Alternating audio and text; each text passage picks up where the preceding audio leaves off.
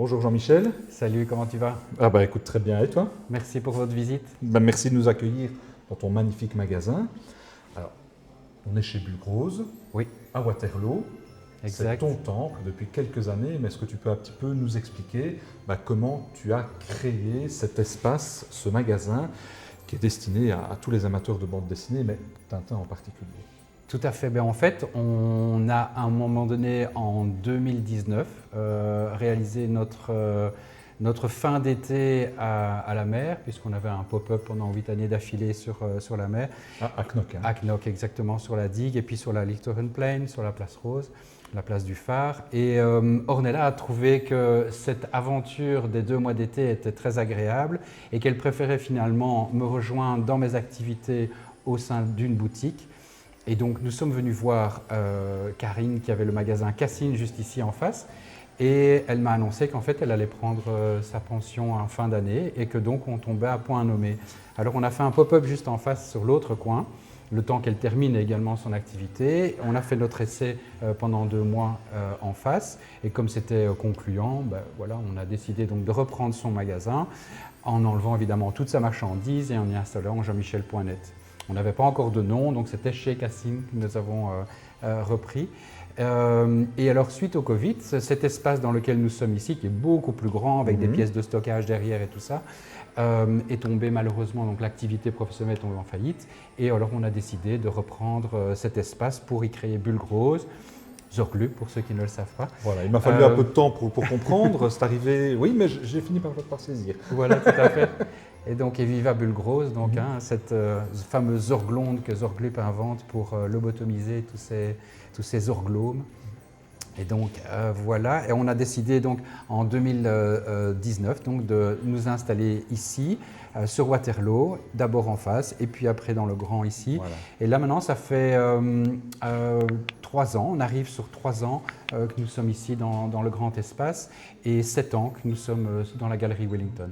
Maintenant, l'aventure n'a pas commencé pour toi ici à Waterloo. Tu étais déjà dans la bande dessinée, dans le commerce de figurines, bien avant ça. Alors moi, j'ai 2 villes en tête, Charleroi, Oui. et avant ça, Spa. Et Spa, exactement.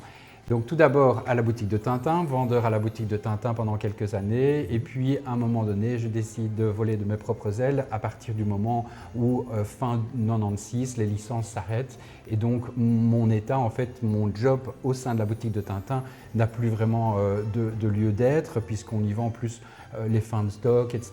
Et on attend des nouvelles productions, mais qui n'y arriveront qu'1 an et demi après. Donc j'ai bien fait de partir juste un petit peu avant. Et en juillet 1998, j'ouvre mon premier magasin au petit magasin, rue Promenade de 4 heures à Spa, juste à côté du pont Pierre-le-Grand, que vous allez visiter bientôt. Près de la place de l'Hôtel de Ville. Exactement, c'est l'axe entre les deux. Oui, oui, tout à fait. L'entrée de la scène Pierre-Rapsat à l'époque, je ne sais pas si c'est toujours le cas. Et donc de 98 à 2004, à juillet 2004, donc j'ai tenu pendant 6 ans au petit magasin à Spa. Et j'y ai installé avec Karine. Il faut savoir que Karine du magasin Cassine ici en face m'a beaucoup aidé pour mon installation comme jeune indépendant. Je n'avais pas assez évidemment de moyens pour acheter énormément de stock auprès de tous les fournisseurs de l'époque, qui encore étaient en grosse production avec plein d'autres licences que Tintin. Et donc, elle a décidé de me donner du dépôt-vente. Donc, j'ai vraiment commencé le système de dépôt-vente avec les marchands, avec les professionnels. Et c'est Karine du magasin Cassine qui était la principale déposante. Ensuite, évidemment, très vite avec le temps, les collectionneurs ont commencé à désirer aussi me présenter leurs pièces et le mettre en dépôt-vente. Et donc, on a instauré ce système de dépôt-vente en 1998 à partir de Spa. Ensuite, on est arrivé évidemment sur Charleroi grâce à Ornella qui m'a fait déménager. Et on a travaillé donc en chambre, donc dans notre maison, la moutonnerie en face du passage de la Bourse à Charleroi pendant quelques années. Et en septembre 2013, après presque 2 ans de travaux dans un gros bâtiment au 27 rue de Marcinelle, on a ouvert le Palais du Bas, la grande galerie donc sur plusieurs espaces et niveaux. Et là, je me suis vraiment fait plaisir. Donc, je me suis, comme tout rêve de collectionneur, créé un lieu où toutes mes collections pouvaient être exposées. Et donc voilà, j'ai développé évidemment en parallèle le service de recherche pour les collectionneurs, la promotion de jeunes artistes. J'ai créé une ASBL Art en Stock. La Filleule Galerie évidemment a commencé à prendre aussi part à l'activité à partir de 2014. Et c'est juste un petit peu avant le Covid finalement où j'ai décidé de mettre un peu en stand-by la galerie d'art contemporain et de me concentrer avec Ornella, à nous deux, sur les objets de la bande dessinée, sur le dépôt-vente de pièces anciennes épuisées. Et Bulles Grosses, voilà. C'est comme et donc ça la création de Bulles Grosses est arrivée dans cette ligne de conduite. Moi, ce que j'aime beaucoup dans ton magasin, c'est ce côté galerie. Exactement. Tu apportes vraiment un soin très particulier à la scénographie, à la mise en scène, à la présentation des objets que tu proposes à la vente. Alors, on est allé il y a quelques mois chez Jeux de Bulles. Oui, je connais très bien Olivier, bien sûr. Voilà. Oui. Alors, j'adore ce magasin-là, mais il a un côté un peu caverne d'Ali Baba. Ici, on est vraiment dans une galerie d'art. C'est ce que tu recherchais. Tout à fait. En fait, j'ai toujours adoré faire la scénographie, la mise en scène, la décoration, la mise en place de toutes ces sculptures et figurines. Que ça soit déjà à l'époque en Antiquité, avant de rentrer dans la bande dessinée, donc début des années 90, je faisais déjà des installations et des décorations dans les restaurants, hôtels et chez les gens. Et donc avec les objets de la bande dessinée, au sein de la boutique de Tintin, je faisais aussi dans la grande vitrine toutes les décos amusantes. Par exemple pour le trésor de Rackham le Rouge, j'y amenais un vrai coffre-fort, on faisait un fond marin avec des gros coquillages et des grandes cordes, des éléments de marine et d'antiquaria. Et il y avait un magasin d'ailleurs rue Lebeau qui était spécialisé justement dans tous les articles de la collection autour de la marine, et donc ils nous prêtaient, on faisait des échanges, ils nous prêtaient des articles que l'on pouvait utiliser, et donc ça a toujours été pour moi une priorité, c'était de mettre en évidence les objets, parfois de mélanger la fiction et la réalité. Et donc quand j'ai ouvert effectivement le petit magasin à Spa, c'était la fiction et la réalité, c'était toujours des antiquités et des objets de bande dessinée. La première expo, c'était sur le thème du mystère de la Grande Pyramide d'Edgar P. Jacobs, et on s'était très fort amusé à évidemment présenter des réelles sculptures d'Osiris et ainsi de suite, et alors les planches de la bande dessinée, les différents objets. Ici, on n'est plus dans la recherche de la réalité et de la fiction, on est dans un espace où voilà, j'ai essayé simplement, en y posant des socles et des displays, de mettre en évidence une pièce ou quelques pièces sur une thématique. J'essaye de toujours rester quand même sur les thèmes, pour Tintin en tout cas, par album. J'aime beaucoup avoir un environnement par album. Ici, si nous avons les cigares du pharaon, je vais avoir deux petites scénettes, une image. Je vais essayer le sceptre d'Ottokar. Voilà, par casier dans les étagères, on essaie de les rassembler. Les objets du mythe, voilà, je vais les regrouper un peu ensemble dans un display pour leur donner une meilleure position. C'est vraiment le paradis des collectionneurs, des tintinophiles ici. Donc tu disais, parmi les services que tu proposes, donc le dépôt-vente. Le dépôt-vente est vraiment quelque chose de très important, et c'est comme ça que j'ai énormément de stock. Évidemment, je suis obligé de faire un chiffre d'affaires important tous les mois, parce que ce dépôt-vente, je reçois une commission et j'ai des charges qui sont quand même assez importantes, et donc du coup, effectivement, il faut que ça tourne. Donc je ne peux pas me permettre d'acheter un objet à 100, de le revendre en faisant x2 à 200 et d'attendre le nombre de mois qu'il faudra pour… non, mon métier est de faire tourner cette collection. Elle rentre, une autre rentre, et ainsi de suite. Les collectionneurs sont ainsi contents d'avoir un respect évidemment des valeurs et des cotes et des prix du marché, mais pas exagérer trop sur les prix. Il y a de temps en temps, malheureusement quand même, quelques pièces rarissimes sur lesquelles nos prix ne sont pas très concurrentiels. Je n'ose même pas te demander le prix de l'idole du Temple du Soleil, mais oui, on demande 12 000 €, oui, tout à fait, 12 000 €, et effectivement, on a atteint ces prix, même un petit peu plus dans certaines ventes aux enchères. Aujourd'hui, il devait être revu à la baisse un petit peu, parce qu'on a eu 2 ventes récentes où le prix était moindre. Je pense que la dernière vente, c'était 8 000 € marteau, plus les frais, on arrive proche, mais on est... Voilà, il faudrait peut-être que je vois avec le vendeur si maintenant il accepte de revoir un peu son prix. Oui.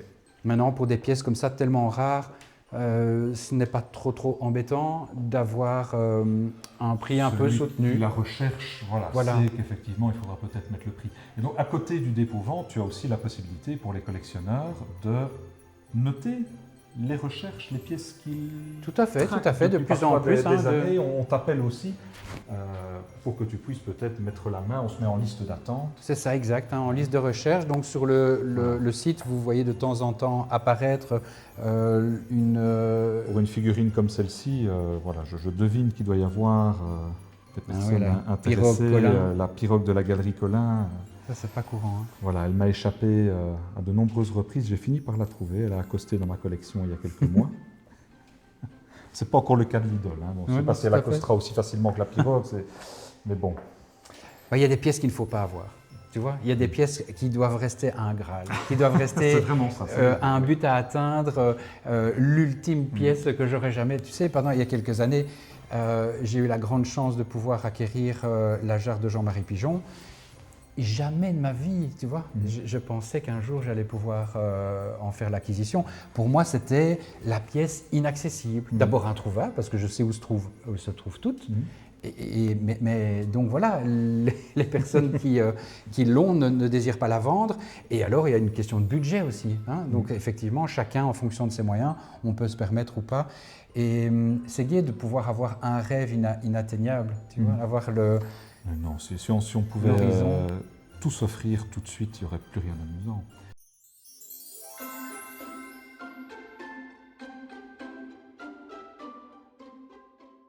Alors, bien sûr. Je vais te proposer de nous montrer, à Bara, Rohan, Cédric et moi, 3 objets dans ton magasin. 3 objets très particuliers. Alors, ça ne doit pas être les objets les plus chers, mais 3 objets que tu ne vends d'habitude jamais, que tu n'as jamais vendus, qui ont une originalité telle que tu aimerais, là, maintenant, les fixer sur notre capsule. Ça ne va pas être évident, hein. 3. J'ai envie de commencer avec un article qui n'est pas un objet, mais un dessin, une dédicace. Parce que cette dédicace, elle est vraiment étonnante, elle est vraiment amusante, et on va dire que c'est quand même... Joyeux anniversaire, mais c'est pour moi, c'est vrai. Alors, faut chanter. Hein. Donc déjà, on a un dessin à la plume, joyeux anniversaire dans un phylactère. C'est pas courant. En général, c'est plutôt un envoi d'une ligne ou 2, ou 3 parfois par RG.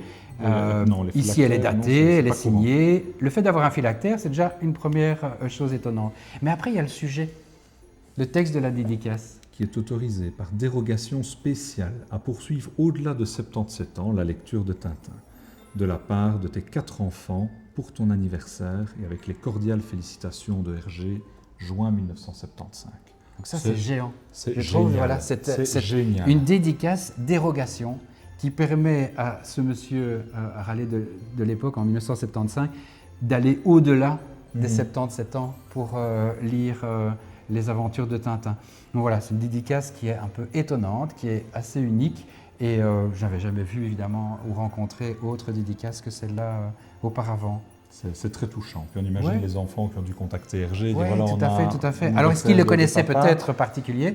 C'est voilà, il a peut-être fait, Hergé a peut-être fait cette dédicace parce qu'il les connaissait. Et, mais ça, je n'en sais pas plus. Malheureusement, je ne sais pas qui est ce monsieur. Mais ici, donc, on a une dédicace d'Hergé. Exact. Qu'est-ce qui te permet, toi, d'être sûr, d'authentifier que c'est bien de la main d'Hergé? Alors, il y a plein d'éléments, évidemment, qu'il faut regarder. Je n'ai pas vraiment une recette en disant « Ah ben tiens, parce qu'il y a ça, alors du coup c'est bon ». J'entends souvent ou je lis souvent dans les messages sur Internet « Ah, je vois qu'il y a les 3 points, donc effectivement c'est une signature d'Hergé ». Ben non, d'abord, ce n'est pas 3 points, c'est un accent aigu. Ensuite, il y a un point derrière et il y a le point en dessous de la ligne finale. Je ne suis pas sûr que ce point arrive en dernier lieu. Mais donc ces 3 points-là ne sont pas nécessairement un facteur déterminant. C'est pas un gain d'authenticité. Ça n'arrive. D'ailleurs, si on regarde sur les autres, j'en ai une autre là un petit peu plus loin. Je vais juste prendre le cadre et me mettre à côté de l'autre. On va un peu comparer. Et vous allez voir que c'est vraiment différent. On est sur deux périodes vraiment différentes.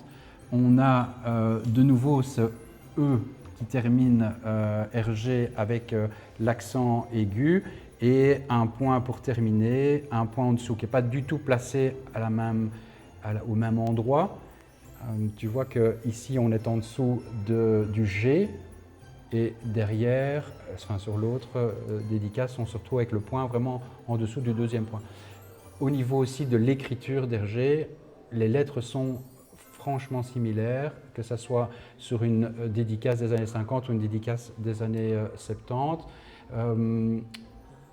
Il y a un délié dans la manière dont il pose sa plume et il n'y a pas d'à-coup. En général, la plume se pose et tu as l'écrasement dans l'arrondi avec, ici on le voit très très bien sur le papier parce que le papier le permet, on voit très très bien une zone plus forte dans la courbe parce qu'à cet endroit-là, sa plume a été écrasée. Souvent, dans les fausses dédicaces, on a des dédicaces qui sont beaucoup plus hésitantes, un trait de crayon ou d'encre qui est plus hésitant, et donc tu n'as pas les poses de la plume de la même manière. Tu vois ici, par exemple, ça s'est effacé un petit peu avec le temps, mais le papier est écrasé.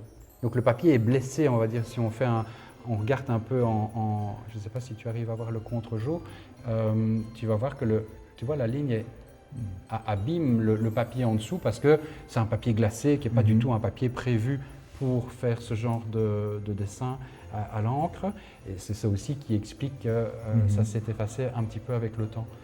Donc c'est vraiment à force de les avoir vus des dizaines et des dizaines et des dizaines et des dizaines de fois qu'à un moment donné, mais même très très vite, de loin, je sais voir si c'est bon ou c'est pas bon. Parfois j'ai des doutes. Il n'y a pas un élément, mais il y a un faisceau d'indices qui permet C'est ça, un ensemble de manières de faire qui fait que, alors déjà, les lignes, si on voit, Hergé écrivait à main levée, mais toujours droit. C'est très très rare que tu aies sur la même ligne le texte qui va commencer à se balancer. Donc tu as un mot comme ça, un mot comme ça. C'est pas courant, je ne suis même pas capable de le faire non plus. Non. Tu vois, ça n'arrive pas. Je ne dis pas que toutes les lignes sont dans un même plan bien parallèle, mais chaque ligne est bien droite.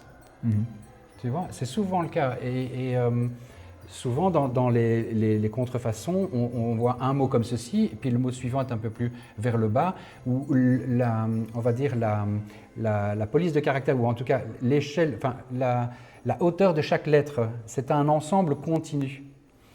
Donc si tu regardes, l'ensemble des lettres ont toutes la même hauteur. Il n'y a pas tout d'un coup un grand A, un gros O, un petit...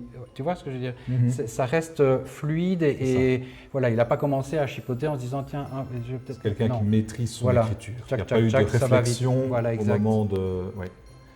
Et puis il n'y a pas de secret. Il n'y a pas de secret quand on voit une petite annonce avec un prix qui est beaucoup trop beau pour être vrai, en général, c'est pas bon. Ouais, une dédicace d'Hergé sur le Bon Coin à 100 €. Mais voilà, on sait, mais même à 700 ou 600, je dirais, je pense que les faussaires, à partir du moment où ils sont de plus en plus aguerris, qu'ils se sentent au fait de leur art, on va dire, si on peut appeler ça comme ça, à un moment donné, ils demandent aussi un prix parce qu'ils sont fiers de leur qualité de copie et donc du coup, ils veulent aussi quand même justifier un certain prix.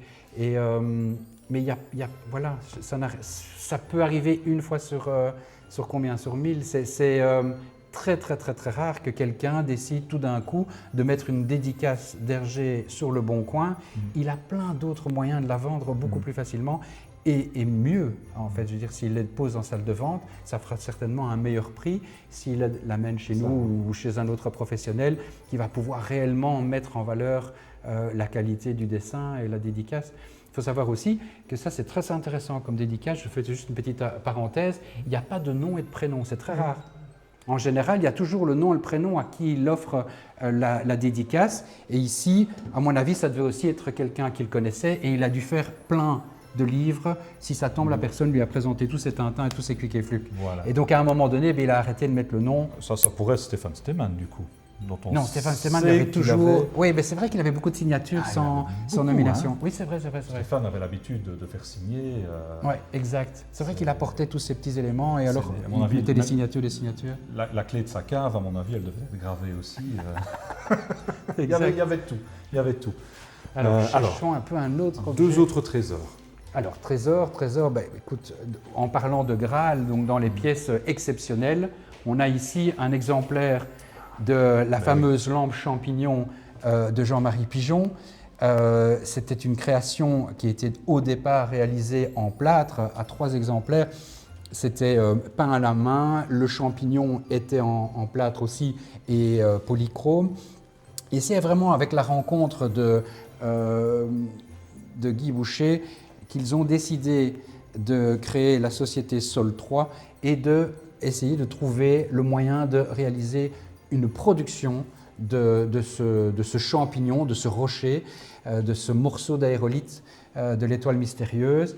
Et pourquoi pas d'y mettre une lampe? Ça donnait du coup une utilisation à cette sculpture contemporaine. Et donc ils se sont dit, ben voilà, on va découper un peu toute cette sculpture en plâtre, faire des moulages, c'est en résine, c'est peint par un atelier, et alors on va demander à un souffleur de réaliser le champignon en opaline. À l'intérieur, vous avez un système de luminaire où j'y ai placé une lampe avec LED. Normalement, c'était une lampe incandescente, évidemment, avec petit filament qui dégageait d'ailleurs beaucoup de chaleur. Donc, c'est pas plus mal d'avoir une lampe LED qui est allumée 24 heures sur 24 depuis déjà quelques semaines. Donc, il était prévu de faire 850 exemplaires sur une période peut-être de 5-6 ans de production. Mais il en a produit beaucoup moins. Il en a produit beaucoup moins. Pourquoi? Parce que malheureusement, M. Boucher est décédé. Il a fallu quelque temps pour qu'on remette la société Sol 3 en action et en activité.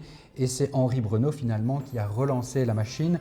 Mais il s'y est pris malheureusement, enfin tout ce temps qu'il a fallu pour remettre cette société, malheureusement, a été rattrapé par la fin des licences en décembre 1996. Et donc il n'y a eu que 22 exemplaires produits. 22 exemplaires de cette lampe sur les 850 prévus. Alors, elles étaient toutes munies d'une puce avec une identité numérique, ce petit gélule qu'on retrouve dans les oreilles des chiens. Et donc, on a son certificat avec l'identité de cette puce. On a sa numérotation, elle est signée par Jean-Marie. Enfin voilà, donc tout est réuni pour... oui, voilà, on est vraiment sur des pièces rarissimes. Voilà. Et derrière le haddock de Leblon, en plus, c'est splendide. Ça aussi, c'est dans les toutes premières réalisations de Marie Leblon. Absolument. Elle a commencé par un Tintin imperméable, c'était encore du papier mâché. La société ne s'appelait pas encore Leblon de Lienne, c'était la Maison Rose à ce moment-là. Et puis après, ils ont amélioré les techniques et sont arrivés à pouvoir produire donc les éléments des mains, des pieds et des visages, des têtes, en une résine soufflée. Donc à l'intérieur, j'ai déjà vu des éléments qui étaient cassés pour pouvoir... l'intérieur, c'est vraiment comme de la mousse polystyrène expansée, toute gonflée. C'est ultra léger. Alors elle a fabriqué des petits vêtements en cachemire, en laine, des vraies petites chaussures italiennes. Ouais, c'était joli, hein, ces petits éléments-là. Donc là, on est 89-90. Au niveau de l'année, c'est vraiment pas courant. C'est le début de la parabédée.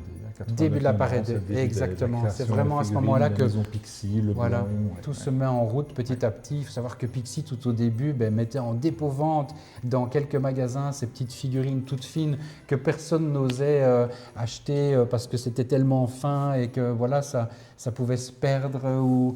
Et aujourd'hui, c'est le Graal. Hein. On a là une première série du Lotus Bleu. 7 personnages, donc 1986-87, on est vraiment sur le début de la production. À l'époque, si je me souviens bien, ça coûtait 1395 francs belges, moins de 50 €.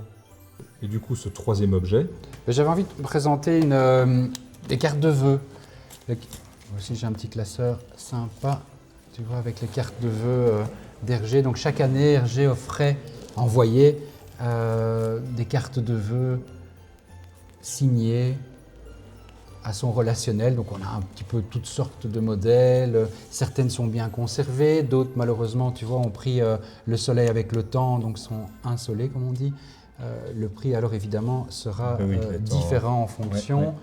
Et dans ces cartes de vœux, il y a quand même quelques-unes qui sont vraiment pas courantes. Hein. Ici, 1958. Donc toute belle. Regarde, ça s'appelle le vitrail. Tu vois?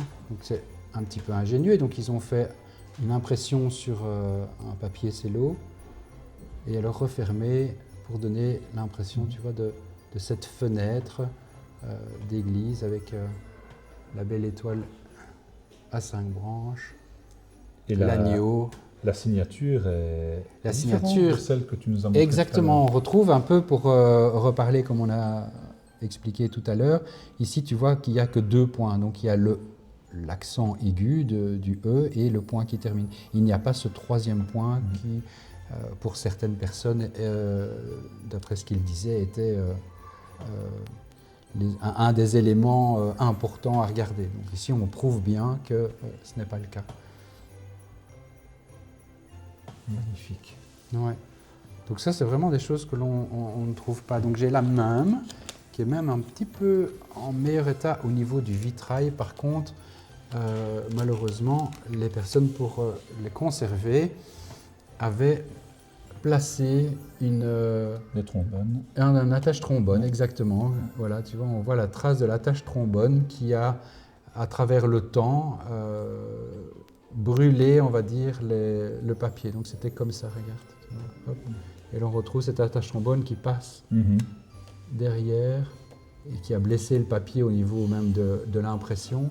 Après, c'est une histoire pour la carte. Oui, tout à fait. Et donc en fait, il voulait absolument garder l'envoi sur la carte de visite de cette personne qui leur avait envoyé cette carte de vœux, qui par contre, elle n'est pas signée par Hergé. Donc c'était soit ils l'ont retrouver ça dans les tiroirs un petit peu plus tard, ou c'était juste pas une personne qui était dans le relationnel d'Hergé, mais plus dans le relationnel de cette personne-ci. Donc ça, on peut alors à ce moment-là commencer à imaginer toutes sortes de choses et d'aventures. Ça devrait être amusant d'ailleurs de trouver comme ça des éléments qui nous permettraient, ou qui permettraient à quelqu'un qui a une grande imagination de s'amuser à déborder sur un roman ou sur une aventure inédite, à partir de quelques éléments comme ça. Donc imaginons, on part de ça et on commence à construire... On s'est raconté une histoire, voilà, une nouvelle aventure. On rappelle un petit peu le carnet. Oui. Le carnet, oui, tout à fait, répertoire. De Jacques Langlois, tout à fait. Lui, il a par contre fait un travail de fou pour retrouver, recontacter, tout ça. Retrouver les gens qui pouvaient expliquer des anecdotes sur Hergé, sur Tintin et autres. Voilà. Merci pour votre visite. Jean-Michel. Donc, voilà, on était chez Bulbrose, une adresse à ne pas manquer pour tous les amoureux de l'œuvre d'Hergé. N'hésitez pas à liker si la vidéo vous a plu. Si tout ce que fait Jean-Michel vous a plu, vous plaît, vous êtes sûrement déjà client, alors n'hésitez pas à le devenir. N'hésitez pas à vous abonner à notre chaîne. Et à très bientôt pour une prochaine capsule sur Tatino Geek. Merci Jean-Michel. Salut. À bientôt. Au revoir. À bientôt.